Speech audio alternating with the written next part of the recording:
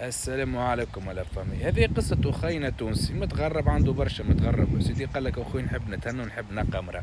عرس أنا في الأوروب وما مشيتش معاه لا في العرس لا شيء. روح للبلاد واحدة يعرفها أخويا فهمتني، وهي اللي ركحته مش حتى هو اللي ركح.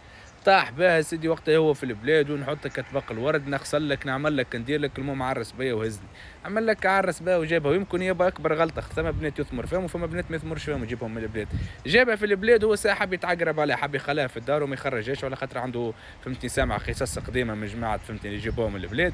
هي فهمت الفيلم وهو فهم اللي هي فهمت الفيلم نتاعو. منهم مرة فهمتني عملت هكا هناك، صارت ما بيناتهم مشكلة، قاموا يعيطوا يسكنوا فيها شلام وبجنبهم فهمتني سكان عريبة، كيف ما كانوش مقصرين، هزوا الحاكم وكلموا له الحاك، هذا التليفون وكلموا له الحاكم. صارت هذيك اول مشكله ما بيناتهم وهو يعيط في الدار فهمتني، وكلي ما شكاتش بيه عملت عليه كلمان كوغون وسيبته. قالوا برا خويا امريكا. هي بعد ما رجعت وكل شيء حكيت لجاراتها راهي فهمتي تكره راجلها وراهي خذته جوست على الوراق وكل شيء، حتى هو فيلم تحفون.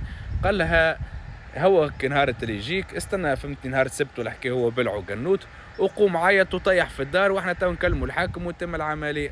المراه ما كانتش من العاكسين، يا سيدي سي راجلها دخل سكران قتلوا كلمتين، قامش يعيط، قامت المراه فهمتي تصرفق في روحها وتضرب في روحها وتطيح فك الزيوزك اللي في الدار الكل وخربتها يا سيدي فهمتني. هو جاي يقرب لها باش يشد يقول لها نقص علاش تطيح فهمتي في الحكايه، تعملك وتخبش وخبشته بالبيان.